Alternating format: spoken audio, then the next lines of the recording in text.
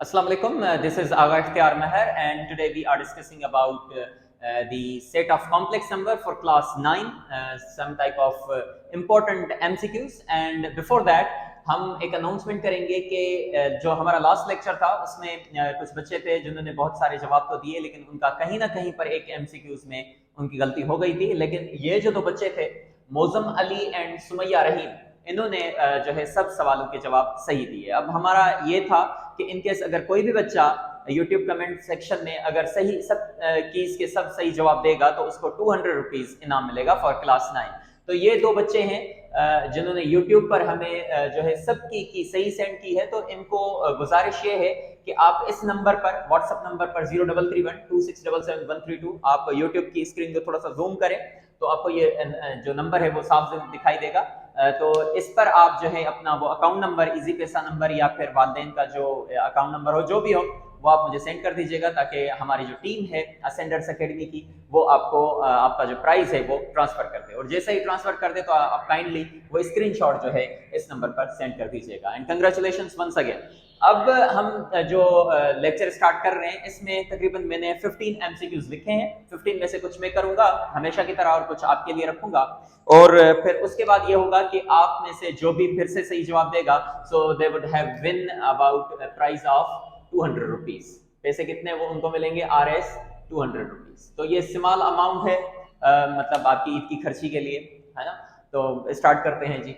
Number 1, radical -3 in ordered form. Radical के अंदर negative number है, उसको हमने लिखना है किसमें, ऑर्डर्ड फॉर्म में। और आप जानते हैं कि स्क्वायर रूट के अंदर अगर नेगेटिव नंबर आ जाता है तो फिर वो रियल नंबर नहीं रहता, वो कॉम्प्लेक्स नंबर हो जाता है। ठीक है, तो नंबर है क्या, रेडिकल -3। तो इसको अगर हम लिखना चाहें तो इसको ऐसा भी लिख सकते हैं, रेडिकल 3, और ये जो माइनस है, रेडिकल के अंदर माइनस आता है तो वो अगर हम खत्म करना चाहते हैं तो रेडिकल के बाहर हम आयोटा ही लिख लेते हैं।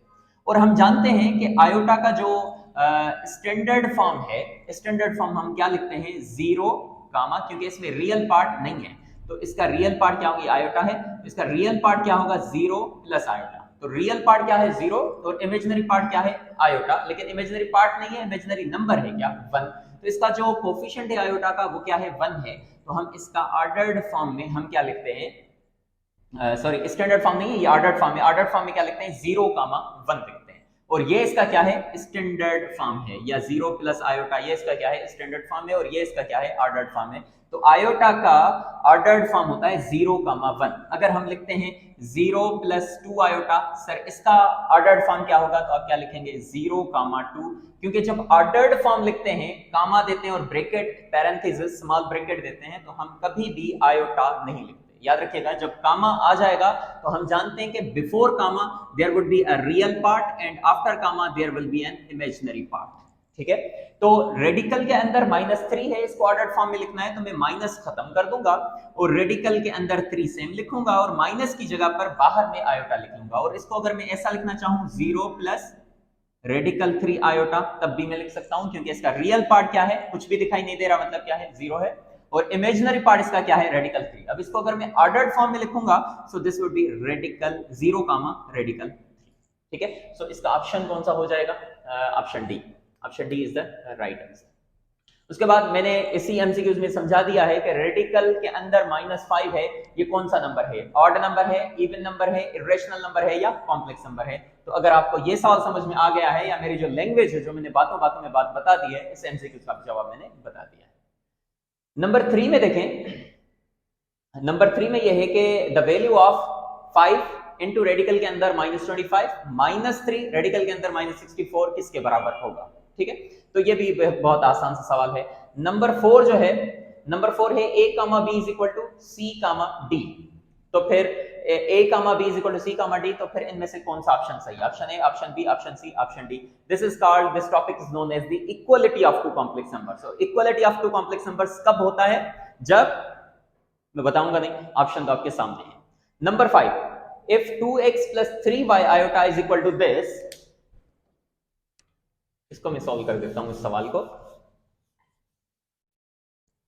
बाकियों की आप मुझे बता दीजिएगा। Number 5, 2x plus 3y iota is equal to radical के अंदर 64 प्लस रेडिकल के अंदर -81। हम जानते हैं कि अगर हम इसको, ये रियल पार्ट है और ये 3y इसका इमेजिनरी पार्ट है, अगर इसको मैं ऑर्डर्ड फॉर्म में लिखना चाहूं तो ऐसा लिख सकता हूं 2x कामा कामा आ गई तो इसका आयोटा खत्म हो जाएगा, सिर्फ कोफिशिएंट रहेगा 3y इज इक्वल टू, अगर रेडिकल 64 लिखूं तो हम जानते हैं कि क्या आ जाएगा, 8 आ जाएगा, ठीक है। प्लस इसकी बात करें तो रेडिकल के अंदर क्या लिखेंगे, 81, क्या लिखेंगे 81, और माइनस जो है वो बाहर आ जाएगा तो क्या हो जाएगा, आयोटा, रेडिकल से बाहर आ गया। अब 2x comma 3y is equal to 8 plus radical 81 किसके बराबर होता है, 9 के बराबर होता है, 9 आयोटा, है ना। तो ये क्या होगा, 2x comma 3y is equal to, अगर ये कौन सा फॉर्म है, this is standard form, a plus iota b या a प्लस बी आयोटा, इसको हम कन्वर्ट करेंगे किसमें, ऑर्डर्ड फॉर्म में, तो ये हो जाएगा 8 कामा आयोटा खत्म, बाकी कोफिशिएंट 9 आ जाएगा। अब equality of two complex number कुछ ऐसा है कि रियल पार्ट के बराबर होगा और इमेजिनरी पार्ट के बराबर होगा। तो जो भी नंबर अगर ऑर्डर्ड फॉर्म में होता है ना, तो हम कैसे पहचानते हैं कि कौन सा रियल है कौन सा इमेजिनरी है, तो उसका तरीका ये है कि जो कामा से पहले नंबर लिखा जाएगा that would be the real part, और जो कामा के बाद लिखा जाएगा that would be the imaginary part. तो ये इसका क्या होगा, रियल होगा, और ये इसका क्या होगा, इमेजिनरी होगा। तो equality of two complex number ये कहता है कि जो रियल पार्ट है वो रियल पार्ट के बराबर होगा और इमेजिनरी पार्ट इमेजिनरी पार्ट के। तो 2x बराबर हो जाएगा 8 के और 3y बराबर हो जाएगा 9 के। तो अगर आप 2x बराबर कर दें किसके, 8 के, 8 और 3y बराबर कर दें 9 के, तो x की वैल्यू आपको मिलेगी 8/2, x इज इक्वल टू 4। अगर हम इधर देखें तो y की वैल्यू आपको मिलेगी, 3 उधर जाके डिवाइड करेगा, 9 डिवाइडेड बाय 3, तो y is equal to 3। x और y की वैल्यू क्या हो गई, 4 और 3। तो ऑप्शंस कौन से होंगे, अगर इसको ऑर्डर्ड फॉर्म में लिखना चाहें तो पहले x आएगा 4, 3, 4, 3 कहां ऑप्शन है, 4, 3 C option. I hope the question is very clear. Now, if number 6, if a plus iota b is equal to 1 plus 5 iota minus 3 iota square minus 2 iota cube, then a and b are, a और b की इसी की तरह value find करनी है। Number 7, iota पे power कितना है, 256। ये मैं सॉल्व करता हूं, आयोटा पावर 256, आयोटा पावर 256, ठीक है। अब देखिए, जब भी आयोटा का पावर 100 से ऊपर चला जाए, जब भी आयोटा का पावर 100 से ऊपर चला जाए, तो आप इसके सिर्फ लास्ट 2 डिजिट्स पकड़ लें, बस 2 को खत्म कर दें, बस आयोटा पावर 56 लिख लें। ये और ये दोनों इक्वल। अगर मान लीजिए आयोटा पे पावर 1 2 3 7 6 1 5 ये आ जाता है ना, और इसके साथ भी अगर हम लिख लें कि 2 1 अगर ये आ जाता है ना, तो हम क्या करेंगे, बोलेंगे ये आयोटा का पावर कैसे सॉल्व होंगे। तो 9th के बच्चे परेशान मत हो, इसका जवाब क्या होगा कि हम क्या पकड़ेंगे, इसके सिर्फ लास्ट 2 डिजिट्स बस। अगर ये आयोटा पे पावर है तो हम क्या लिखेंगे, आयोटा पावर 21 बस, ठीक है। तो इधर भी क्या है, आयोटा पावर 256 है, कितना है आयोटा पावर 256, तो इसके सिर्फ लास्ट 2 डिजिट्स 256 हमने पकड़ लिए, क्या होगा आयोटा पावर 56। और 56 जब होता है ना, जो भी पावर होता है 100 से बिलो, तो उसको हम डिवाइड करते हैं किससे, 4 से। किससे डिवाइड करते हैं, 4 से। 4 से डिवाइड करें, देखें रिमाइंडर क्या बच रहा है, बस सिर्फ ये देखना है रिमाइंडर क्या बच रहा है। तो देखें 4 की टेबल 1 टाइम, इधर क्या बचा 1, ये 6 आ गया नीचे। 4 की टेबल कितनी दफा, 4 टाइम्स, तो हो गया कितना 0। तो रिमाइंडर कितना बचा, बस ये चेक करना है। जब भी आयोटा के पावर्स आप सॉल्व करें तो आप क्या करेंगे, जितना भी पावर क्यों ना हो पकड़ लें कितना, बस लास्ट 2 डिजिट। अगर वो है ही 2 डिजिट तो बस ऐसे ही कर लें, है ना। तो फिर उसका करना क्या है, उसको 4 से डिवाइड करना है, जो भी पावर हो उसको 4 से डिवाइड करना है। जब हम 4 से डिवाइड कर देंगे ना, तो रिमाइंडर को चेक करना है, बस रिमाइंडर कितना आ रहा है। रिमाइंडर का पता है कितना आएगा, या तो 0 आएगा या तो 1 आएगा। जब भी आयोटा के पावर को आप डिवाइड करेंगे किससे, 4 से, तो रिमाइंडर आपको 4 आएंगे, या तो रिमाइंडर आएगा 0, या आएगा 1, या आएगा 2, या आएगा 3। अगर रिमाइंडर आता है 0 तो रिजल्ट होगा 1। अगर रिमाइंडर आता है 1, ये बातें याद कर लें, रिमाइंडर आता है 1 तो जवाब होगा आयोटा। अगर रिमाइंडर होगा 2 तो जवाब होगा -1। अगर रिमाइंडर होगा 3 तो जवाब होगा माइनस आयोटा। बस ये चीजें याद कर लें, हर आयोटा का पावर आपको मिल जाएगा। तो देखें आयोटा पे पावर कितना था 56, जब हमने डिवाइड किया तो रिमाइंडर कितना बचा 0, रिमाइंडर 0 बचा तो हमने कहा जब रिमाइंडर 0 बचेगा तो रिजल्ट क्या होगा 1, तो बस खत्म। इस पूरे का जवाब जो है वो कितना होगा 1 होगा। तो इसका ऑप्शन क्या हो जाएगा, इसका ऑप्शन हो जाएगा B, option B. For example अगर हमने ये चीज लिखी थी तो ये बहुत बड़ा पावर था, मैंने कहा था आपको क्या पकड़ना है, अगर 100 से ऊपर हो तो 3 डिजिट से ऊपर, 2 डिजिट से ऊपर हो तो आखिरी 2 डिजिट्स आप पकड़ लें, आयोटा पावर 21। मैंने कहा 21 को आप डिवाइड करें किससे 4 से, आप देखेंगे रिमाइंडर क्या बच रहा है, रिमाइंडर बचेंगे ये 4, या तो 0 या तो 1 या तो 2 या तो 3। आप देखें 4 से डिवाइड करें, 4 से डिवाइड करेंगे तो 5 टाइम्स टेबल जाएगी और जवाब आएगा 20। रिमाइंडर कितना बचा 1। अगर रिमाइंडर 1 बचेगा तो रिजल्ट क्या होगा आयोटा, तो मतलब इसका जवाब होगा आयोटा। तो इस पूरे के पूरे का जवाब अगर आप करना चाहें तो आसानी से आप इसका जवाब क्या आएगा आयोटा। आप भले इस पूरे को कैलकुलेट करके देखें, 2 से डिवाइड करें, किसी से भी करें, लेकिन रिजल्ट आपको क्या मिलेगा आयोटा मिलेगा। आई होप कि आयोटा का पावर्स वाला जो टॉपिक है वो इस 2 हिसाब से आपसे आपका क्लियर हो गया होगा जी। Next number 8, a comma b plus c comma d addition of 2 complex numbers किसके बराबर होगा, है ना, आसान सा सवाल है, ये आप कर दीजिएगा। ये है difference of 2 complex numbers 7 comma 5 minus -2 comma 4, तो इसमें से क्या जवाब होगा, subtraction of 2 complex numbers.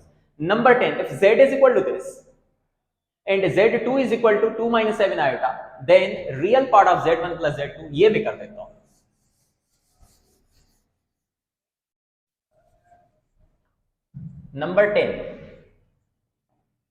Number 10 में क्या है, z1 बराबर है 2 minus 3 iota और z2 बराबर है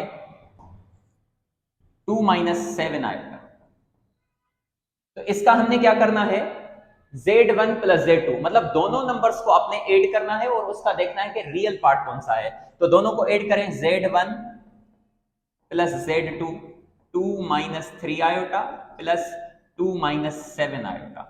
तो Z1 प्लस Z2 आपको मिलने वाला है 2 प्लस 2, रियल में ऐड होगा, इमेजिनरी में ऐड होगा, तो 2 प्लस 2 4, और इन दोनों को ऐड करेंगे तो माइनस 10 आयोटा। तो आप देखेंगे इसमें कौन सा रियल पार्ट है और कौन सा इमेजिनरी, जिसके साथ आयोटा होता है वो इमेजिनरी होता है, जिसके साथ आयोटा नहीं होता वो रियल होता है। तो रियल पार्ट इसका क्या है, real part of Z1 plus Z2 would be equal to 4। So इसका जवाब क्या होगा, 4 होगा। So option D is the right answer. Number 11 में है Z1 इसके बराबर है और Z2 इसके बराबर है, तो आप बताइए इसका इमेजिनरी पार्ट क्या होगा, किसका, Z1 माइनस Z2, मतलब इसमें से आपको ये माइनस करना है और फिर ये देखना है कि इसमें आयोटा वाला जो नंबर है वो कौन सा बच रहा है। ठीक है, ये देखें मल्टीप्लीकेशन है, ये भी एक में सवाल कर देता हूं, बाकी सवाल आप खुद कर दीजिएगा। ठीक है, नंबर 12 में कर देता हूं मल्टीप्लीकेशन वाला सवाल, मल्टीप्लीकेशन ऑफ 2 कॉम्प्लेक्स नंबर्स। पहली बात तो ये है कि आपके पास फॉर्मूला है a comma b dot c comma d, अगर ये आपस में मल्टीप्लाई होंगे तो रिजल्ट आपका क्या होता है, ये फॉर्मूला याद कर लें, a c minus b d comma a d plus b c. अगर आपको ये याद है तो इधर आप रख लें, a c minus b d comma a d plus b c. अब आप देखें कि नंबर आपके पास कौन कौन से आ रहे हैं, नंबर आ रहे हैं 2 कामा 3 डॉट 1 कामा 1, ये है a की वैल्यू,